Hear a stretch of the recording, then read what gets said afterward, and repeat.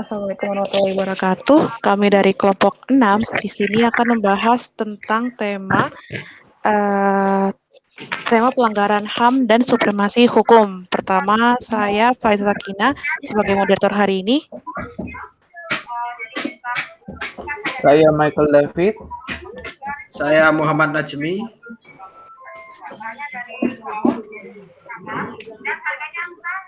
Saya Muhammad Ivan Fariski. Saya Ingkara Sratika Milenia Fandi. Saya Kasya Yahya. Saya Serisa Nada. Pertama, kita mulai dulu dengan deskripsi kasus dari kasus kerusuhan antar kelompok di Jalan Ampera, Jakarta Selatan. Mungkin di sini saya akan share screen terlebih dahulu.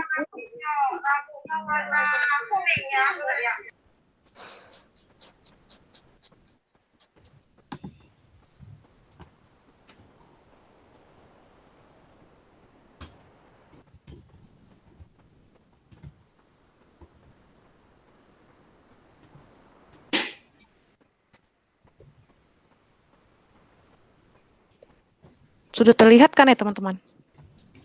Belum, di gue masih hitam. Belum, masih hitam. Hitam. Udah. Terus hilang lagi. Kedap-kedip ya? Iya, kedap-kedip. Tunggu. Mungkin screen-nya diubah lagi deh.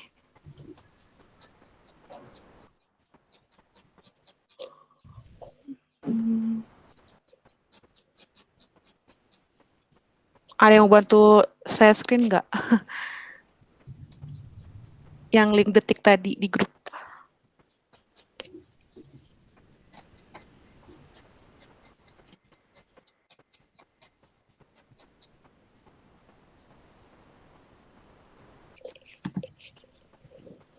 Ada yang bisa bantu share screen? Bentar, lagi nyoba. Oke. Enggak.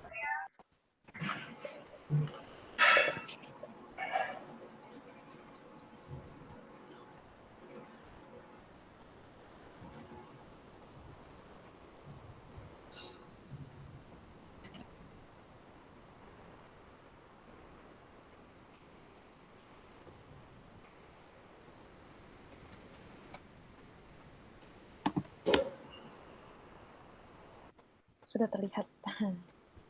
Mungkin saya di-scrolling ke perlahan aja. Jadi di sini kelompok kami mendapatkan suatu kasus dari Detik yang dimana kasus ini merupakan kasus yang dimana dua kelompok pemuda bentrok di depan Pengadilan Negeri Jakarta Selatan di Jalan Ampera Raya, Jakarta Selatan, Jakarta. Jadi bentrokan ini diduga karena dua kubu pendukung akan menghadiri sidang kasus pembunuhan di klub Blowfish. Jadi kejadian ini sekitar 29 September 2010 silam. Jadi udah 11 tahun kasus ini terjadi. Mungkin saya sebagai moderator akan singkat sekali menjelaskan tentang kasus ini. Jadi kasus ini berlangsung dari jam 12 hingga jam 14 waktu Indonesia Barat. Jadi kasus ini tuh 1 jam dan menyebabkan banyak korban yang berjatuhan dari kubu yang dimana terdapat salah satu kubu yang orangnya tewas dan juga dua polisi kena baku tembak. Dan setelah adanya tawuran-tawuran masa kubu ini, yang sebelumnya itu masanya ini berkumpul di rumah makan Padang dan bakmi Ampera. Jadi itu mereka saling berantem dan juga melepaskan tembakan kemudian mengenai salah satu orang. Setelah ada nih kabar ada yang tewas satu kubu, pertikaiannya berlanjut kembali sampai banyak darah yang bersimpahan di lokasi pertikaiannya tersebut. Mungkin dari kasus ini, kalau saya dapatkan pelanggaran hukum ini berdasarkan Undang-Undang Hukum Pidana KUHP Pasal 359 yang dimana mengatur perbuatan yang mengakibatkan orang mati karena kesalahannya. Barang siapa karena kesalahannya menyebabkan orang lain mati diancam dengan pidana penjara paling lama 5 tahun atau pidana kurungan paling lama 1 tahun. Itu merupakan pelanggaran hukum dari kasus yang terjadi di Jalan Ampera, Jakarta Selatan di depan Pengadilan Negeri. Mungkin bisa di stop share screen, Inke, biar kita akan langsung bahas-bahas tentang kasus yang tadi. Mungkin nih dari kalian, apa sih pandangan masing-masing tentang tema yang dibahas? Coba mungkin aku tanya dari aku ya. Itu kan tentang pembunuhan sebuah apa ya kayak masyarakat gitu ya. Lagi pas kan aku sebelumnya juga baca ini itu pas itu kan habis sidang katanya habis sidang itu Susno 2J di situ setelah sidangnya tuh jadi udah rusuh gitu kan. Nah, yang sebenarnya aku masih belum pahami sebenarnya ini sih ada kenapa mereka jadi rusuh gitu loh pas di sidang itu. Mungkin kalian ada yang udah tahu gitu mungkin. Ya benar kata si Azhar. Aku juga dari tadi baca-baca belum nemu motif apa sih kok jadi kerusuhan itu.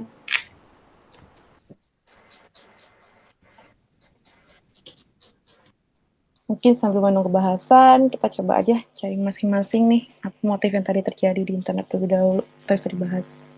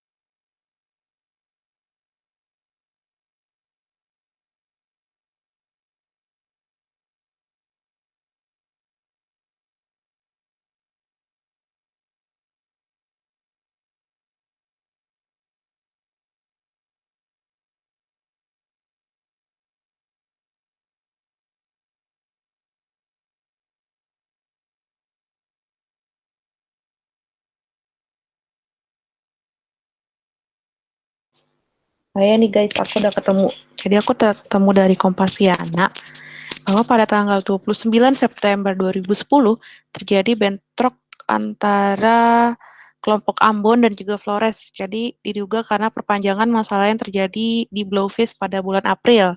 Jadi pertikaian yang terjadi di Blowfish pada waktu itu diakibatkan oleh perebutan lahan parkir antara pengelola parkir.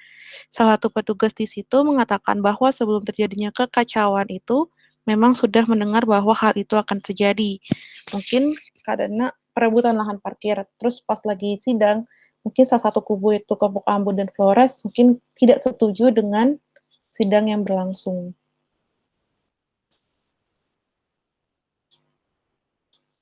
Jadi kalau ada lagi nih kerusuhan di Blowfish disetting sedemikian rupa sehingga akan terjadi keributan di sana. Pada saat itu, ada seseorang yang datang ditanya oleh security, namun orang tersebut kemudian membuat keributan sehingga dipukul oleh security. Orang tersebut dibawa pergi dan diserang oleh banyak orang di sekitar Blowfish. Jadi security yang berjumlah 30 orang yang diserang oleh kelompok yang datang berjumlah 50 orang lari masuk ke dalam klub yang menimbulkan korban 2 orang tewas. Nah, setelah itu barulah ada sidang tanggal 29 September 2010 yang terdapat keributan tadi. Jadi keributan yang terjadi pada tanggal 29 September itu tidak hanya terjadi di tanggal itu, tadi sebelumnya, setelah bulan April tuh banyak banget kerusuhan. Gitu.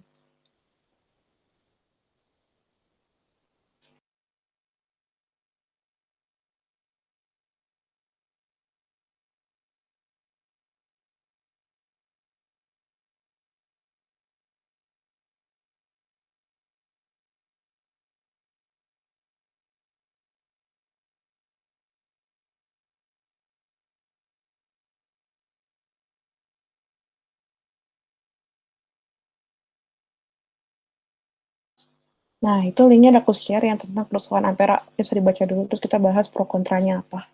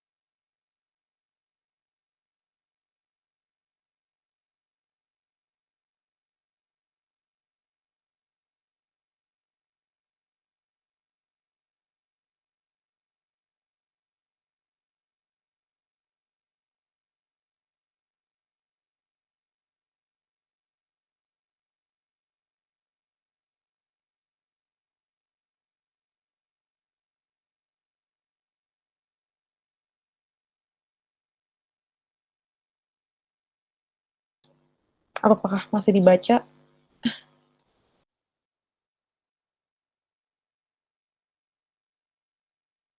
Kalau udah bisa itu aja, langsung ngomong pendapatnya aja.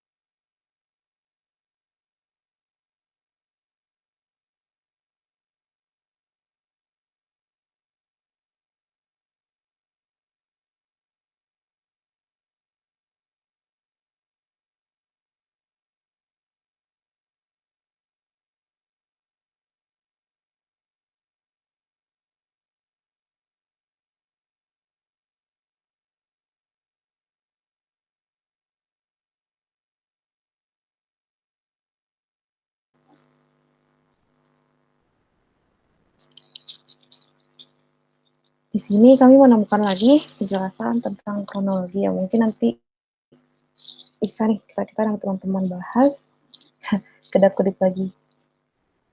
Kami menemukan berita lebih jelasnya di Kompas, yang dimana 4 April 2010, yaitu ini. Kelihatan kan ya?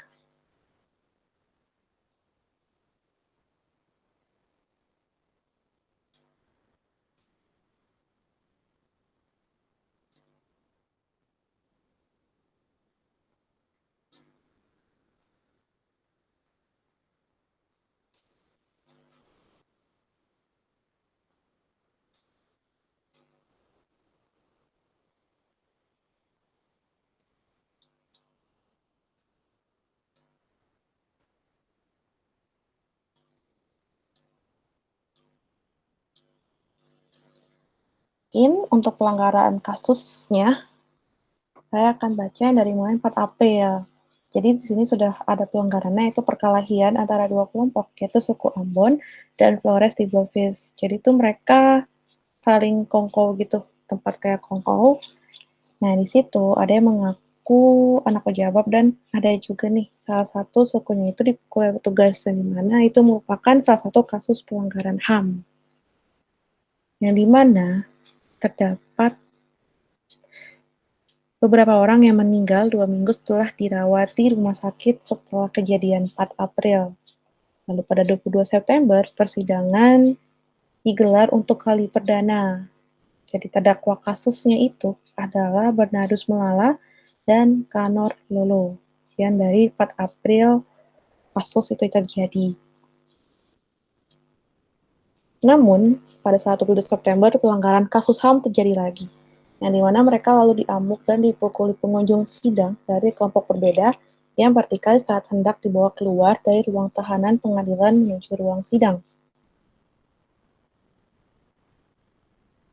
Nah, saat itu bentroknya panas sekali karena polisi tidak bisa menghadang bentrok antara dua kubu.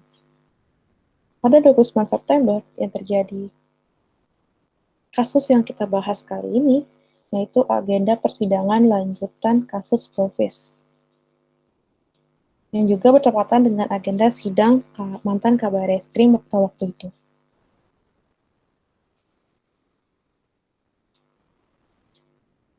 Jadi para polisi dan juga pengadilan negeri sudah antisipasi akan adanya pertikaian kembali atas kerusuhan pengunjung sidang Provis.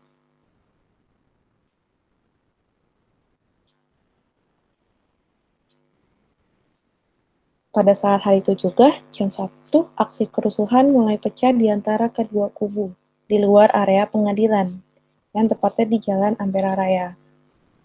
Nah, terjadi lagi pelanggaran HAM lagi, yaitu kericuhan. Jadi sebelum panas banget itu kericuhan, ada kabar bahwa satu kelompok mendatangi pengadilan dengan menumpang Kopaja jurusan Tanah Abang Blok M melakukan aksi penyerangan lanjutan terhadap salah satu kelompok sebagai imbas dari kerusuhan sidang sebelumnya. Dan bus Kopaja tadi ditumpangi lawan mereka itu menjadi sasaran amuk. Kaca dan kursi hancur, dipukul dengan kayu dan batu. Seharusnya mereka itu akan membakar bus, tapi dibatalkan, dan mulailah aksi saling pukul dan lempar batu, dan juga terdapat yang membawa senjata api. Dan terjadi pelanggaran kasus kembali, yaitu terdapat seorang lelaki yang terkapar di tengah jalan, bersimpahan dengan darah. Yang dimana kabar desas-desus itu menjadikan ada yang tewas.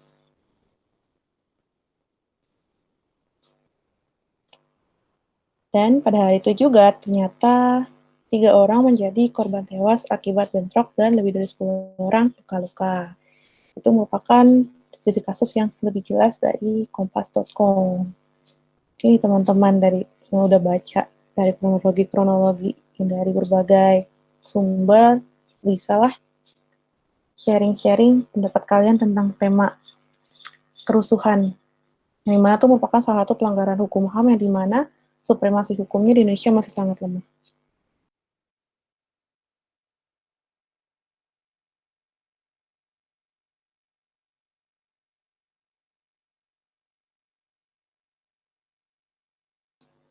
Mungkin sebelum kita bahas pro kontranya dan pendapatnya, di sini supremasi hukum itu adalah upaya atau kiat untuk menegakkan dan memposisikan hukum pada tempat yang tertinggi dari segalanya, menjadikan hukum sebagai komandan atau panglima untuk melindungi dan menjaga stabilitas kehidupan berbangsa dan bernegara. Jadi salah satu pelanggaran kasus HAM tadi, sebenarnya kita itu masih sangat minim dalam supremasi hukum. Mungkin pendapat kalian kenapa sih kita itu masih minim banget dalam supremasi hukum?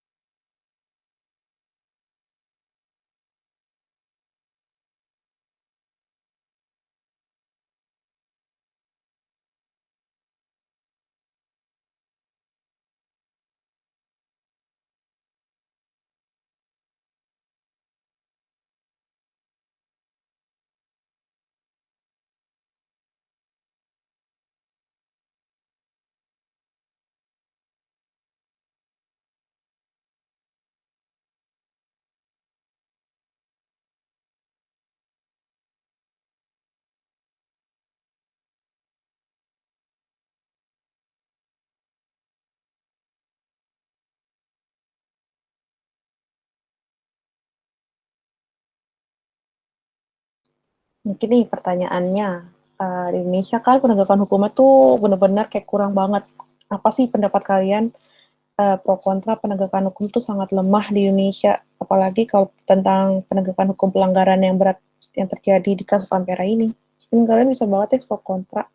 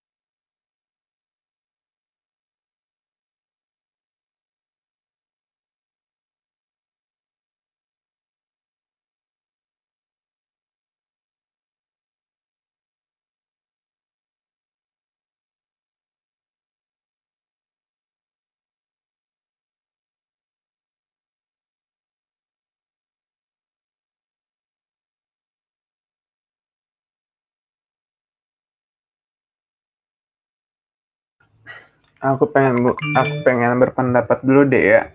Boleh. Kalau menurut aku, setelah aku searching dan apa yang aku korelasikan dengan berita ini, jenis pelanggarannya itu salah satunya adalah kejahatan terhadap kemanusiaan.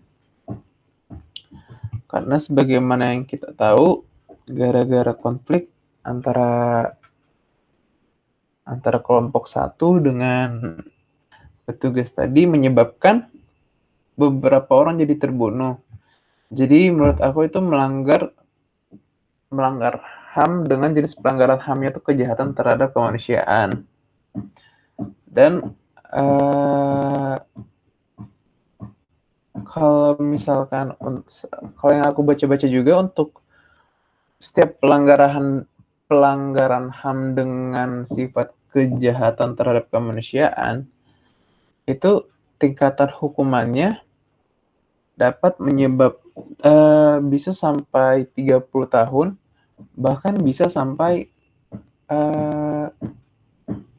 kurang lebih sekitaran 30 tahun yang aku baca.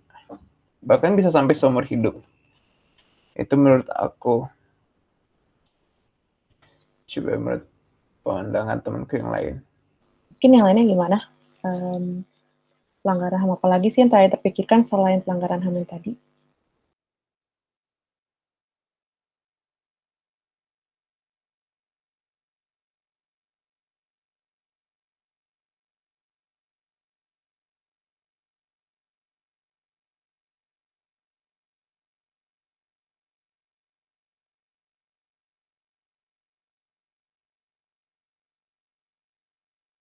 Menurut kalian nih, kasus pelanggaran yang tadi, apa kontranya apa nih kalau kasus ini termasuk dalam kasus pelanggaran yang dimana hak terhadap orang hidup, maksudnya bisa menyebabkan tuh orangnya meninggal gitu. Kenapa sih pendapat kalian kasus ini termasuk pelanggaran HAM tersebut?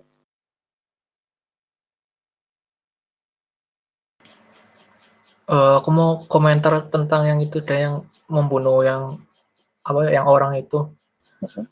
Soalnya yang pas di kasus ini kan bentroknya itu sebelumnya bentrok. Nah, itu bentroknya tuh di Blowfish. Nah, Blowfish ini nama dari klub nama tempat di klub di Jakarta gitu. Terus habis itu kan udah rusuhnya udah kelar. Nah, habis itu datang lagi nih, pas di sidang mau diadili, itu ada satu kelompok yang datang ke sidangnya, niatnya buat kayak apa sih namanya, kayak nyerang balik yang pas di Blowfish itu loh. Nah, terus ada kelompok yang lain yang denger ini, jadinya dia kayak ke-trigger, dia bakal kayak apa ya, kayak diserang juga gitu, jadinya mereka rusuh. Nah, tapi kan yang di sini yang aku bingungin tuh di sini, kayak mereka kayak sengaja emang kayak bawa kayak tikaman kayak apa ya, yang buat bacok gitu lah, pokoknya kayak alat-alat sajam-sajam gitu. Nah, sedangkan polisinya pun ya mungkin kayak apa ya, nggak kuat sama kerusuhan sama yang kebanyakan gitu. Nah, menurut pendapat kalian ya, semisal kayak gitu, si polisinya kan juga berhak buat apa, melindungi hak asasi manusianya sebagai makhluk hidup gitu loh. Ya jangan sampai kebunuh gitu, berarti ya paling mungkin dia bakal ngelukai apa sih ya, yang kayak perusuh-perusuhnya gitu sih. Atau gimana menurut kalian? Aku ingin menanggapi, tapi aku nggak tahu nih faktanya gimana. Pasti kan setiap polisi kan dibekali dengan pistol atau apapun untuk melindungi diri. Kalau misalkan berarti sampai dari polisinya juga banyak korban, bukankah seharusnya kalau misalkan udah tahu nih kelompok ini mempunyai sajam yang banyak, polisi bisa menembak beberapa orang yang membuat itu ricuh dengan senjatanya sendiri? Apakah bisa dipakai sebebas itu? Gimana menurut kalian? Kalau Atau ya, Kalau Siapa duluan menurut nih? aku ya, kalau menurut aku sih nggak bakal dipakai apa ya, nggak bakal dipakai semudah itu senjata yang polisi itu punya. Soalnya kan mereka juga harus melindungi warga harus melindungi masyarakat Indonesia sendiri. Jadi mereka itu paling ya dengan cara meminimalkan kerusuhan seperti melemparkan bom air mata dan sebagainya.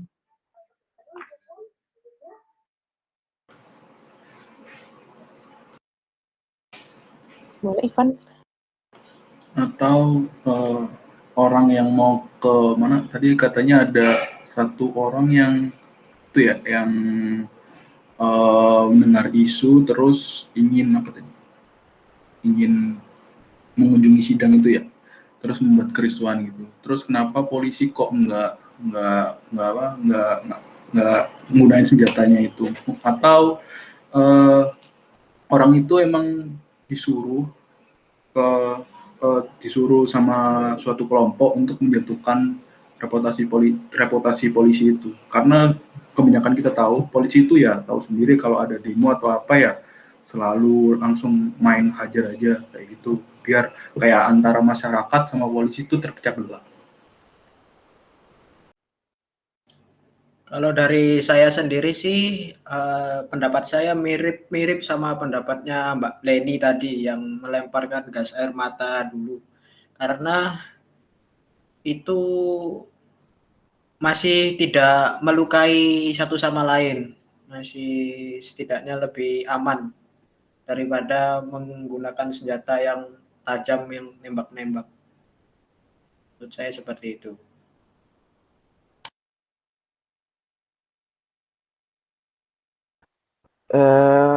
Tapi saya ingin bertanya, untuk kelanjutan dari kasus ini saya belum menemukan juga apakah orang-orang yang membuat kericuhan dan orang-orang yang terlibat di dalam perusahaan ini mendapatkan hukuman yang setimpal atau gimana ya, saya belum menemukan linknya. Karena sebagaimana yang kita tahu, kita juga berkelanjutan sama materi tentang supremasi hukum. Kalau menurut saya sih, apakah Indonesia tuh hukumnya sangat lemah sekali, apalagi yang tadi orang-orang yang buat kerusuhan, mungkin kalau dari berbagai artikel kita juga belum mengetahui apa hukumnya bagi mereka. Tetapi sih kalau menurut saya mungkin ada dari damainya dengan perdamaian atau juga mungkin dari orang-orang itu hukumannya nggak pernah diberitakan di artikel.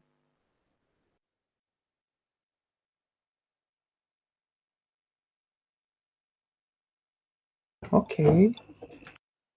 Berarti di situ media juga harus meng-blow up tentang apa ya, hukuman-hukuman yang kasus-kasus seperti ini, nggak hanya tentang korupsi atau pemerintahan aja gitu kan. Tapi menurut kalian pantas nggak sih kalau misalkan contohnya hukumannya berat tapi itu di blow up di media? Karena siapa tahu harga diri sang pelakunya mungkin tersebar jadi aib atau gimana?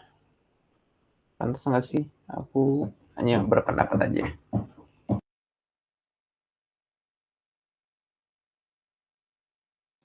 Kalau menurut aku sih pantas ke pantas ya. Mungkin kalau dari pantasnya itu, mungkin orang-orang yang di luar sana tahu nih pelakunya tuh ngapain aja. Mungkin nggak pantasnya, mungkin ada satu media yang mungkin akan memblow up nama inisial pelaku atau mengenai pelakunya. Tetapi kalau untuk sepantasnya, mungkin kita harus tahu nih kenapa pelaku ini melakukan hal ini, apakah mereka itu ada keirian ataupun tidak kesetujuan atas berlanjutnya sidang. Karena kan sidang tadi kan dilaksanakan pada tanggal 22 terlebih dahulu, baru ke tanggal 29.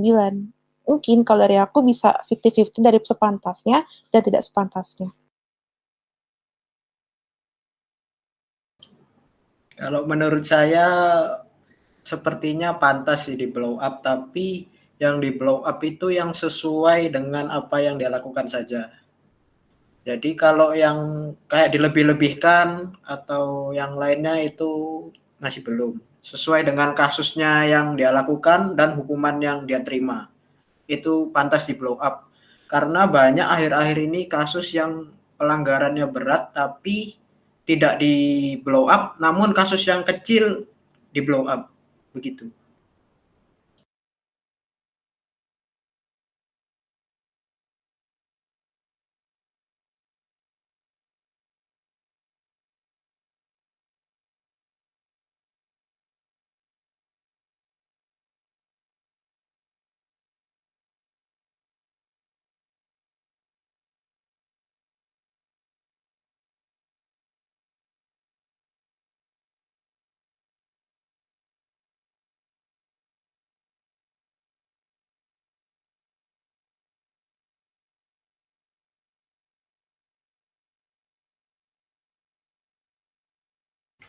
Aku ingin menanyakan pendapat kalian aja sih. Aku pengen nanya kalau tentang kalian nih, dari kasus ini kalian ada pro tentang ke apa dan kontra ke apa? Karena kalau dari aku pribadi, aku pro tentang menurut aku mereka tuh harus dihukum seberat-beratnya karena sebagaimana tahu banyak merugikan orang, bahkan lingkungan sekitar di persidangan. Kalau aku juga nggak setuju aku nggak ada setuju sih, aku pro semua. Kalau kalian gimana? Ada pro kontra nggak tentang kasus ini? Mungkin masing-masing bisa saling pendapat pro sama kontra aja.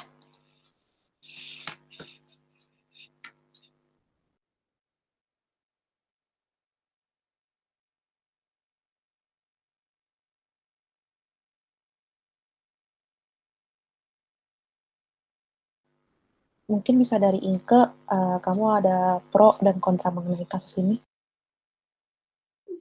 Kalau aku pribadi sih lebih ke pro semua ya. Soalnya kan mereka itu menghilangkan nyawa beberapa orang. Dimana setiap manusia itu kan memiliki hak untuk hidup dan mereka sendiri menghabiskan nyawa orang-orang yang nggak bersalah itu. Ya sebenarnya bukan nggak bersalah sih, orang-orang yang memiliki hak untuk hidup. Terus di sini juga ada terdakwa, 6 terdakwa itu memiliki ancaman terancam hukuman mati. Selain itu juga mereka terdakwa terjerat Undang-Undang Darurat Nomor 12/1951 Pasal 2 Ayat 1, junto Pasal 56 KUHP, serta Pasal 338, 170, dan 351 KUHP. Terima kasih atas pendapat pro kontranya Inke. Mungkin sekarang aku pengen banget pendapat pro kontranya menurut Fasya.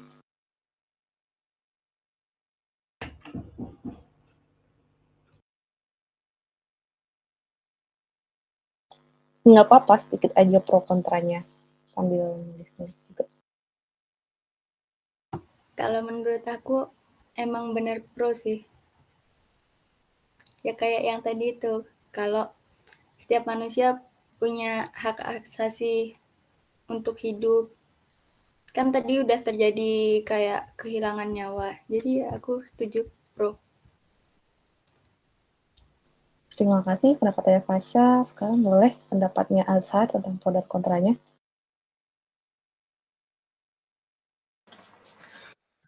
Sesuai yang udah ngomongin sama Inke sebelumnya, seperti dia udah melanggar hukum ya, terutama ya itu sih tentang kemanusiaan.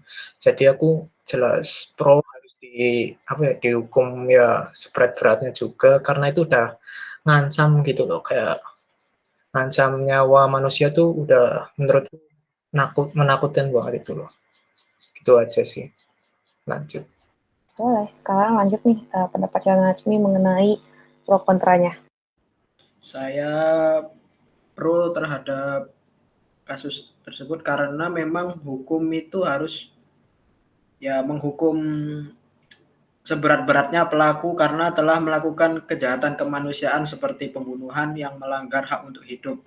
Seperti kasus-kasus HAM lainnya yang pernah terjadi di Indonesia, yaitu yang melanggar hak untuk hidup juga dihukum seberat-beratnya. Oke, sekarang boleh pendapatnya Ivan. Aku pendapat. Kok teman-teman pada pro semua? Nggak apa-apa, kalau ada kontra nggak apa. Nah, ya aku ada pro ada kontra juga sih. Yang pro tadi benar, katanya harus kayak melindungi apa ya? Ya semua orang punya kebebasan untuk hidup. Tapi untuk kontra ya harusnya katanya kepolisian mengayomi masyarakat. Tapi kok bisa sampai di persidangan itu sampai bersimpah tumpah darah kayak gitu kan. Nah, tugas polisi itu ngapain di situ? Hanya lihat doang atau gimana? Itu harusnya sebelum masuk sidang juga kan pasti dicek loh, kayak apa ya, keamanan atau dia bawa apa aja tuh harus dicek benar-benar, bawa senjata tajam atau gimana kayak gitu. Terima kasih. Mungkin dari aku yang terakhir, kalau pro-nya, tadi kan sebelum adanya sidang di bulan April, menurut aku sih kayak pro-nya itu harus banget pelaku yang memukul salah satu dari kubu itu harus dihukum seberat-beratnya. Tetapi untuk kontranya, di sini saya tidak setuju bagaimana cara polisi mengatasinya, bahwa sebelum, saat mulainya itu pertikaian, polisi hanya diam saja di belakang gerbang. Jadi itu kontranya menurut saya itu. Mungkin setelah kita berpendapat tentang pro dan kontra, di sini mungkin kalian ada nggak sih solusi untuk kedepannya biar kasus ini tidak terjadi kembali lagi dan hukum Indonesia bisa menegakkan kembali atas pelanggaran yang terjadi di kasus seperti kasus ini.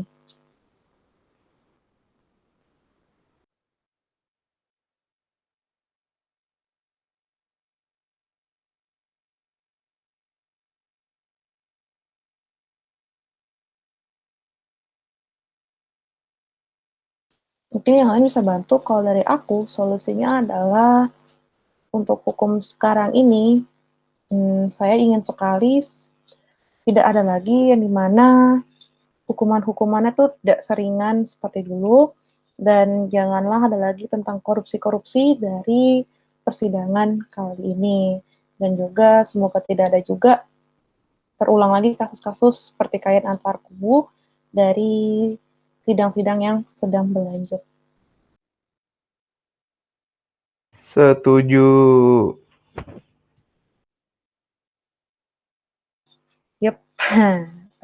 Maaf sekali, untuk pertemuan kali ini kita sudah selesai dalam bahasnya. Mungkin solusinya masih kurang, nanti akan ditulis kembali di dokumen. Terima kasih. Wassalamualaikum warahmatullahi wabarakatuh. Waalaikumsalam.